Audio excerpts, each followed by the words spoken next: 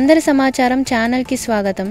విశాఖ ఉక్కు ఉద్యమానికి జనని అయిన విశాఖ స్టీల్ ప్లాంట్లో మరో విషాదం చోటు చేసుకుంది. SMS-2 విభాగంలో పెద్ద ఎత్తున మంటలు ఎగసిపడ్డాయి. ఘటనాస్థలికి వెంటనే అగ్నిమాపక సిబ్బంది చేరుకొని మంటలను ఆర్పే ప్రయత్నాలు మొదలుపెట్టారు. గంటల తరబడి ఫైర్ సిబ్బంది పోరాటం చేశారు. ఈ ప్రమాదానికి అసలు కారణం ఇంకా తెలియాల్సి ఉంది. తాత్కాలికంగా SMS-2 విభాగాన్ని నిలిపివేశారు. ఈ ఘటనలో ఎవరికీ తీవ్ర గాయాలు కాకపోయినా ప్లాంట్లో భద్రతా ప్రమాణాలపై ప్రశ్నలు తలెత్తుతున్నాయి. ఇలాంటి ప్రమాదాలు పునరావృతం కాకుండా చూడాలంట ఆధునిక భద్రతా పద్ధతులు, బాధ్యతాయుతమైన నిర్వహణ అవసరం. ప్రస్తుతం మంటలు అదుపులోకి వచ్చాయి.